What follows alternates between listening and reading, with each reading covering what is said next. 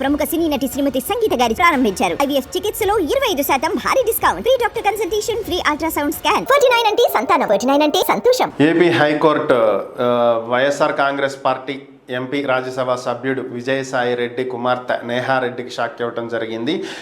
YSR Congress party అధికారంలో ఉన్నటువంటి సమయంలో భీమిలి పట్టణంలోని భీమిలి బీచ్లో ఒక 4 ఎకరాల స్థలంలో చుట్టూ కాంపౌండ్ వాళ్ళు నిర్మించారు. కాంక్రీట్ తోటి ఇది నిర్మించడం జరిగింది.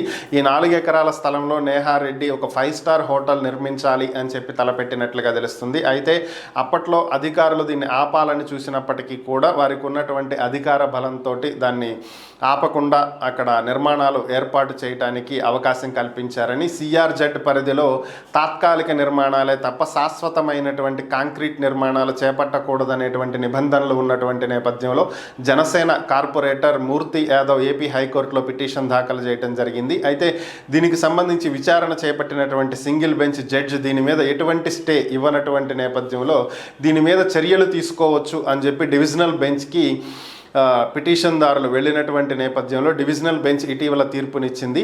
సింగిల్ బెంచ్ జడ్జి మధ్యంతర ఉత్తర్వులు ఏమీ ఇవ్వలేదని, కూల్చివేతలు చేపట్టొద్దని చెప్పి స్టే ఇవ్వనటువంటి నేపథ్యంలో అధికారులు చట్టపరంగా చర్యలు తీసుకోవచ్చు అని చెప్పి డివిజనల్ బెంచ్ తీర్పు ఇచ్చినటువంటి నేపథ్యంలో అధికారులు ఈరోజు ఉదయం పోలీసుల సహకారంతో ఈ కాంక్రీట్ నిర్మాణాలతో చేపట్టినటువంటి ఈ ప్రహరీ గోడ మొత్తాన్ని కూడా కూల్చివేయటం జరిగింది.